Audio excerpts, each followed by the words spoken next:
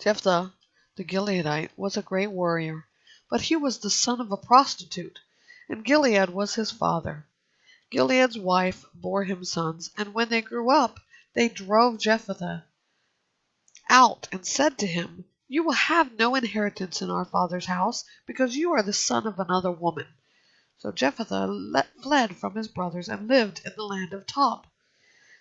Then some lawless men joined Jephthah and traveled with him. Some time later, the Ammonites fought against Israel. When the Ammonites made war with Israel, the elders of Gilead went to Jephthah from the land of Tob. They said to him, "Come, be our commander, and let's fight against the Ammonites." Jephthah replied to the elders of Gilead, "Didn't you hate me and drive me from my father's house? Why then have you come to me now, when you're in trouble?"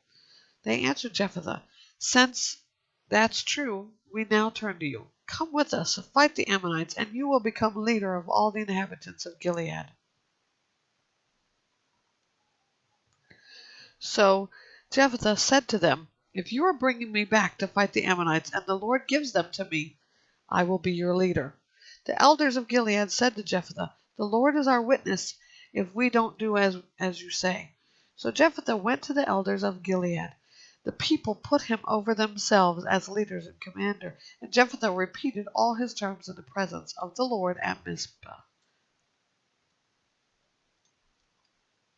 Jephthah sent messengers to the king of the Ammonites, saying, "What do you have against me that you have come to fight against me in my land?" The king of the Ammonites said to Jephthah's messengers, "When Israel came from Egypt, they seized my land from the Arnon to the Jabbok and the Jordan. Now restore it peaceably." Jephthah again sent messengers to the king of the Ammonites to tell him, "This is what Jephthah says. Israel did not take away the land of Moab or the land of the Ammonites, but when they came from Egypt, Israel traveled through the wilderness to the Red Sea and came to Kadesh." Israel sent messengers to the king of Edom, saying, "Please let us travel through your land." But the king of Edom would not listen. They also sent messengers to the king of Moab, but he refused. So Israel stayed in Kadesh. Then they traveled through the wilderness and around the lands of Edom and Moab. They came to the east side of the land of Moab and camped on the other side of the Arnon, but did not enter into the territory of Moab, for the Arnon was a boundary of Moab. Then Israel sent messengers to Sihon, king of the Amorites, king of Heshbon.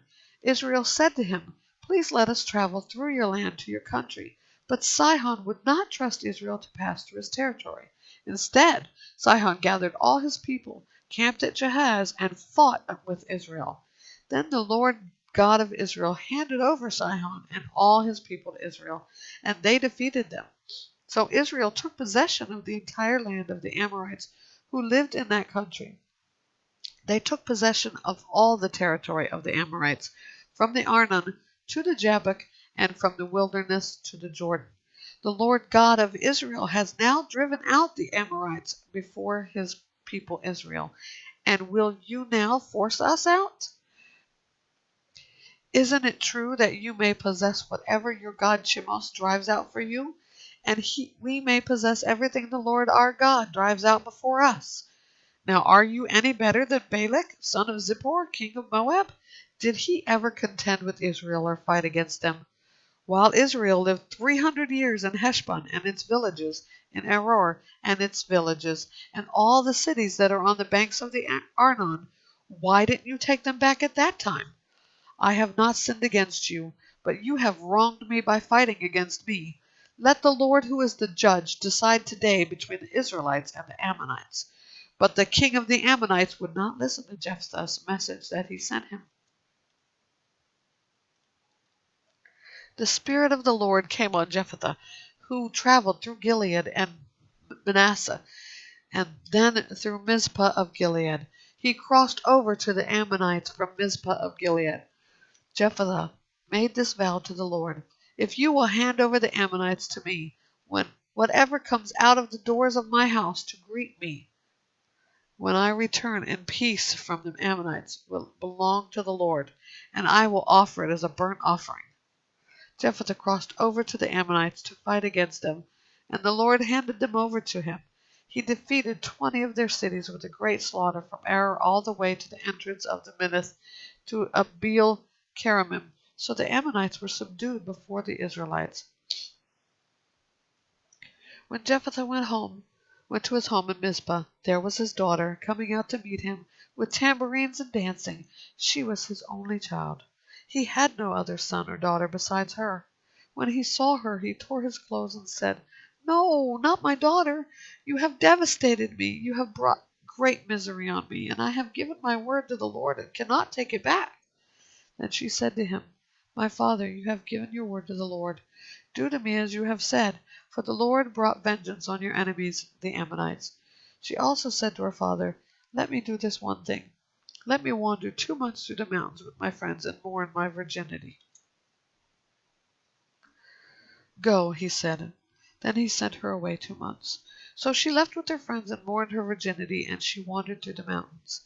At the end of 2 months she returned to her father, and he kept his vow he had made about her, that she had never been intimate with a man.